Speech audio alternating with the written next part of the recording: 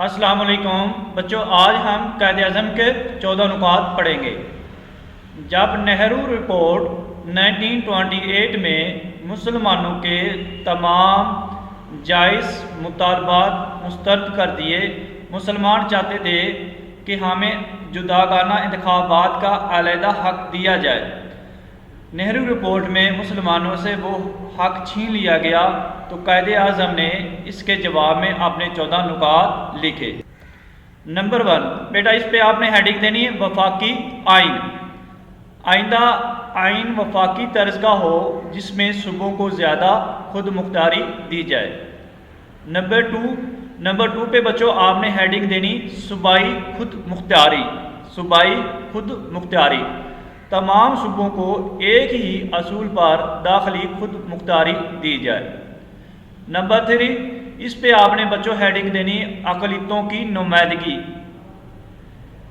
صوبوں میں اقلیتوں کو مناسب نمائندگی دی جائے۔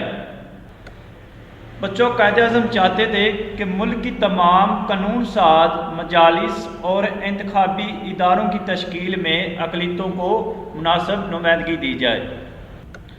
بچوں، نمبر 4 پہ آپ نے ہیڈنگ دینی ہے وزارتوں میں مسلمانوں کی تعداد۔ مرکزی اسمبلی میں مسلمان ممبران کی تعداد 1/3 سے کم نہ ہو۔ نمبر 5 پہ بچوں آپ نے ہیڈنگ دینی ہے جداگانہ انتخاب کا اصول۔ جداگانہ انتخاب کا اصول۔ جداگانہ انتخاب کا اصول ہر فرقہ پر لاگو ہوگا، یعنی ہر قوم پر لاگو ہونا چاہیے۔ البتہ اگر کوئی فرقہ یعنی قوم چاہے تو اپنی مرضی سے مخلوط طریقہ انتخابات کا قبول کر سکتا ہے۔ مخلوط کا مطلب ہوتا ہے 2 پارٹی یا قومیں مل کر جو انتخابات کا طریقہ اپنے لیے اپنانا چاہتی ہیں وہ اپنا لے۔ بچوں، نمبر 6 اس پہ آپ نے ہیڈنگ دینی ہے مسلم صوبوں کی نئی حد بندی سے اعتراض۔ مسلم صوبوں کی نئی حد بندی سے اعتراض۔ صوبوں کی حدود میں کوئی ایسی تبدیلی نہ کی جائے جس سے پنجاب، بنگال اور شمال مغربی سرحدی صوبہ یعنی خیبر پختونخوا کی مسلمان اکثریت متاثر ہوتی ہو۔ نمبر 7 پہ بچوں آپ نے ہیڈنگ دینی مذہبی آزادی۔ تمام لوگوں کو یکساں یعنی ایک ہی طرح کی مذہبی آزادی دی جائے۔ بیٹا، نمبر 8 پہ آپ نے ہیڈنگ دینی مسودہ قانون کی منظوری کا طریقہ کار۔ اگر کوئی مسودہ قانون کسی خاص فرقے سے متعلق ہو یعنی کسی قوم سے متعلق ہو اور اس فرقے کے 3/4 اراکین اس مسودہ کے خلاف رائے دیں تو اسے نامنظور سمجھا جائے۔ بچوں، نمبر 9 پہ آپ نے ہیڈنگ دینی نیا صوبہ۔ سندھ کو بمبئی کا نیا نام ممبئی ہے سے الگ کر کے ایک صوبہ بنا دیا جائے۔ نمبر 10 بچوں اس پہ آپ نے ہیڈنگ دینی ہے سرحد اور بلوچستان میں اصلاحات کا نفاذ۔ بلوچستان اور شمال مغربی سرحدی صوبہ میں دیگر صوبوں کی مانند اصلاحات نافذ کی جائے۔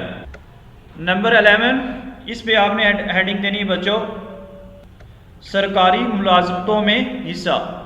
سرکاری ملازمتوں میں مسلمانوں کو ان کی اہلیت اور تناسب کے لحاظ سے حصہ دیا جائے۔ نمبر 12 اس پہ بچوں آپ نے ہیڈنگ دینی مسلم ثقافت کا تحفظ۔ مسلمانوں کو مذہبی اور ثقافتی تحفظ دیا جائے۔